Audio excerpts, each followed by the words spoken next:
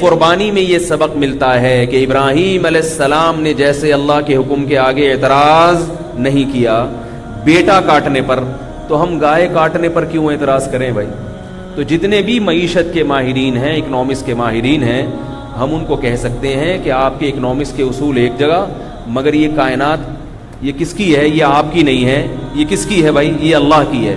جو بنانے والا ہے اس کو خوش کرنا پہلے ضروری ہے، کیونکہ وہی ہے جو اس کائنات میں ہمیں رزق دے رہا ہے، وہی ہے جو آسمان سے بارشیں برسا رہا ہے۔ یہ بھی تو ہو سکتا تھا نا، ابراہیم علیہ السلام اگر نقل کفر نباشت بیٹے کو نہ کاٹتے تو اللہ ویسے بھی تو بیٹے کو موت دے سکتا تھا۔ اللہ کے ہاتھ میں تھا یا نہیں تھا؟ تو اللہ یہ کہہ سکتے ہیں کہ تم ان جانوروں کو نہیں کاٹو گے، میں ویسے بھی ان جانوروں کی نسل روک سکتا ہوں۔ یہ پیدا بھی تو اللہ نے کیے ہیں، کوئی بیماری لگا دے اللہ ان جانوروں میں، ان کی نسل روک دے تو ہم تھوڑی پیدا کر سکتے ہیں۔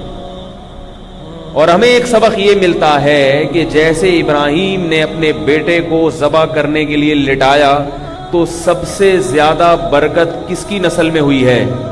ابراہیم علیہ السلام کے اس بیٹے اسماعیل کی نسل میں ہوئی ہے سب سے زیادہ برکت۔ اسی میں محمد صلی اللہ علیہ وسلم پیدا ہوئے، اور عجیب بات ہے کہ نبی نے فرمایا انا ابن الذبیحین، میں دو ذبیحوں کا بیٹا ہوں۔ محمد صلی اللہ علیہ وسلم نے فرمایا، ذبیح کہتے ہیں جس کو ذبح کیا جاتا ہے، یعنی میری نسل میں دو باپ ایسے ہیں جو اللہ کے لیے ذبح ہوئے ہیں۔ آپ کہہ سکتے ہیں ذبح ہوتے تو پھر پیدا کیسے ہوئے نبی صلی اللہ علیہ وسلم؟ ہوا یہ کہ آپ صلی اللہ علیہ وسلم کے دادا عبد المطلب، انہوں نے نظر مانی تھی، منت مانی تھی کہ اللہ نے ابرہا کے لشکر سے اگر بیت اللہ کو بچا لیا تو میں اپنے بیٹے عبداللہ کو ذبح کروں گا اللہ کی راہ میں۔ اور آپ کے بیٹے عبداللہ کس کے والد تھے؟ محمد صلی اللہ علیہ وسلم۔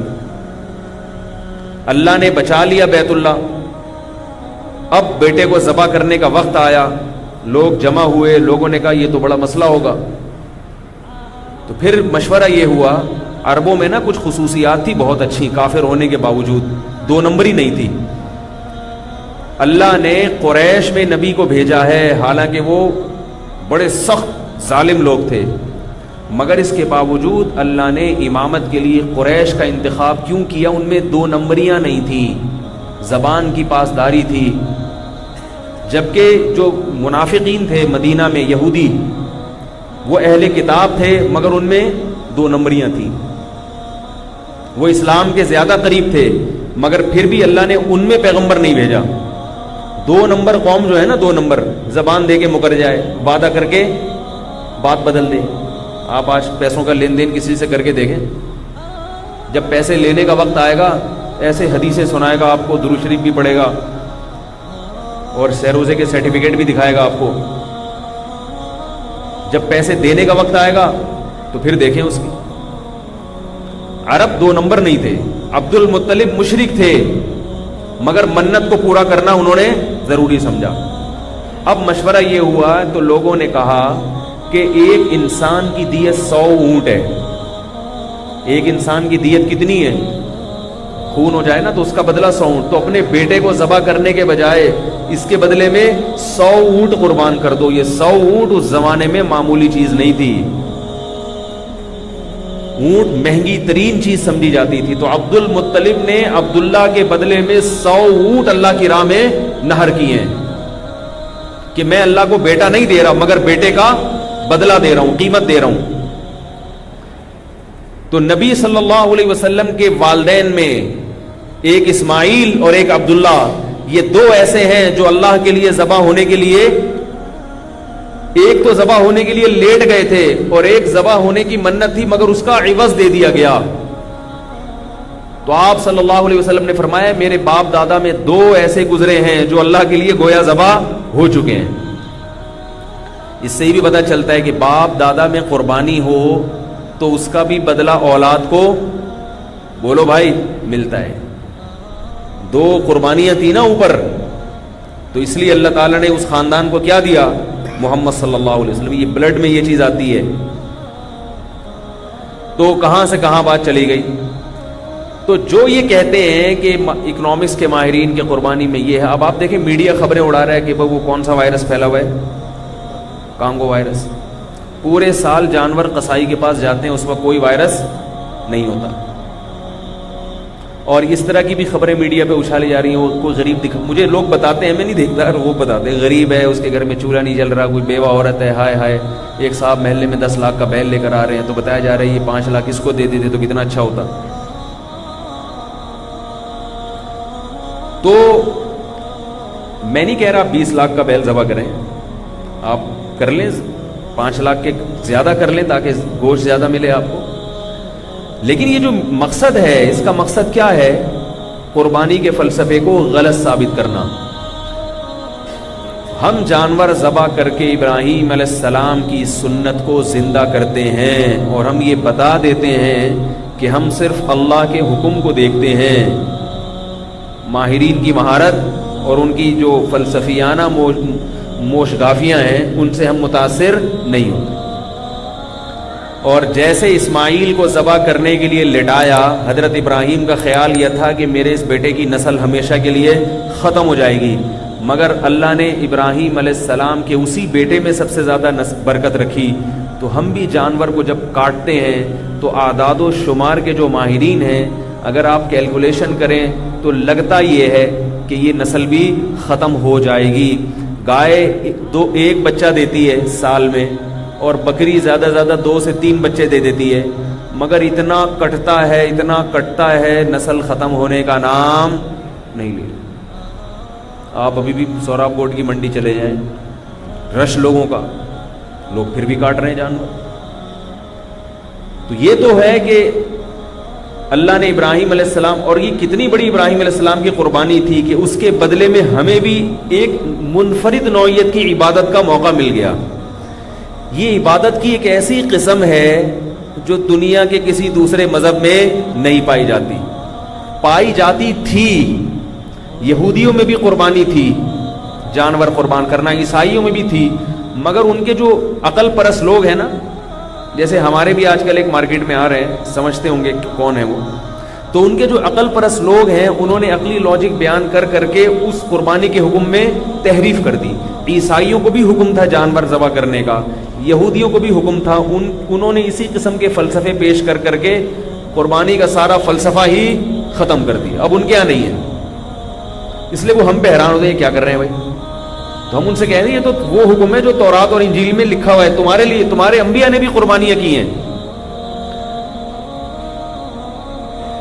اور یہ حقیقت ہے کہ اس سے معیشت بھی ختم نہیں ہو رہی بلکہ معیشت اور بہتر ہو رہی ہے. جو خطرات تھے نا وہ کیلکولیٹر کی حد تک ہیں، وہ آپ جب جمع تفریق کریں، جو عملی طور پر جو نظر آ رہا ہے، لاکھوں غریبوں کا چولہا جلتا ہے اس سے.